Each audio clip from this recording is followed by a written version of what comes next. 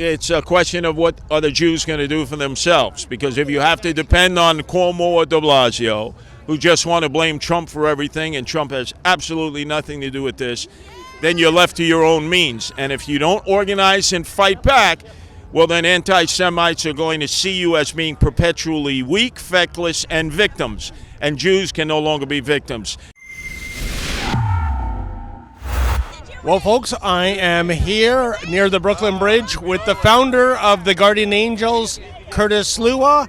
And as you can see, receiving much adulation. Curtis, thank you so much for taking some time to talk to us. I know you're very busy with so many admirers. Can I get your take on why there seems to be such a sudden rash of anti-Semitism in New York and New Jersey these days? Well, it's because our elected officials are feckless and weak, and they won't call it for what it is. It's black anti-Semitism. So if you allow it to fester in the black community and you don't address it, it just continues. And it's been going on for over a year or more. So when it's white, ultra-nationalist, fascist, Ku Klux Klan nutnicks, we also, what happened in San Diego, Pittsburgh, what happened in Charlottesville. But there have been more than a dozen attacks in New York, every one of them by an African American. So you say to yourself, there is a problem with black anti-Semitism, but our politicians, they choke to get that word out of their mouth. Do you think there's also choking being done by the media? I saw a New York Times op-ed piece on January the 1st, and it said the perpetrators of these attacks were young people. Young people.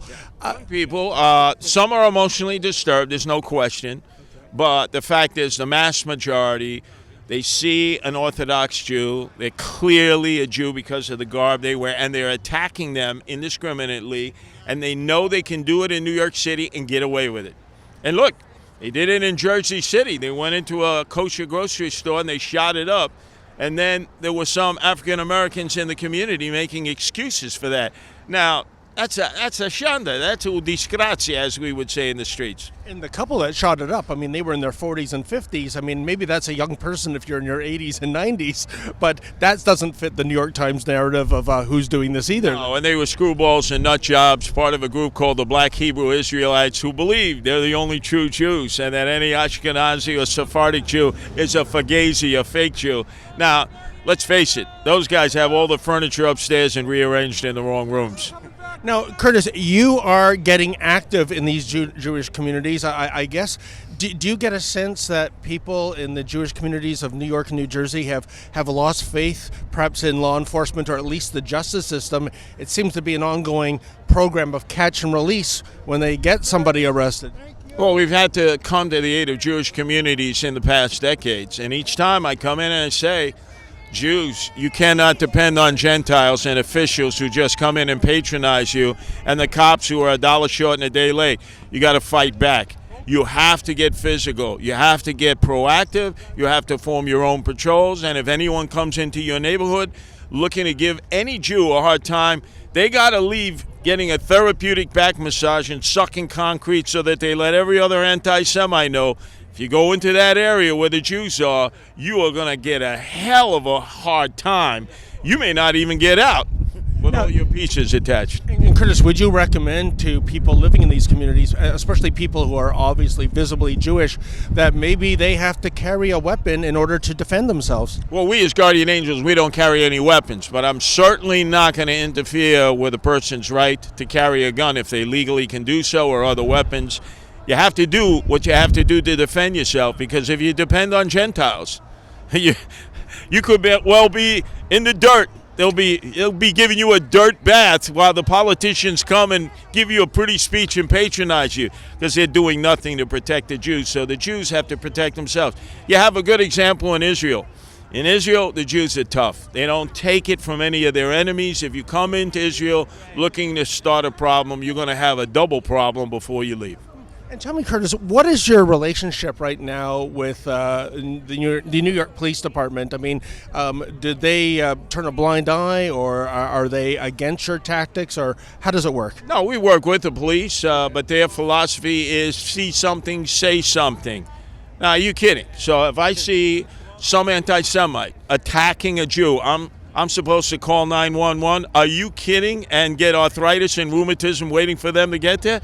No, my first action as a citizen, a guardian angel, a good Samaritan, physically interject, take that suspect down, hold them until the police arrive, and then follow it through the criminal justice system. Now, Curtis, there are lots of fans here. The people are cheering you on. Curtis, you founded the Guardian Angels back in 1979.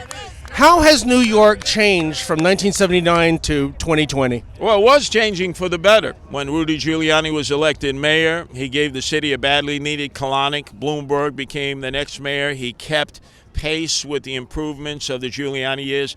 And the moment Comrade Bill de Blasio, the part-time mayor, the dope from Park Slope, got into office, he didn't see the homeless, he didn't see the emotionally disturbed, he ignored the crime, he cooked the books, and now with this rash of anti-Semitism, he's a dollar short and a day late.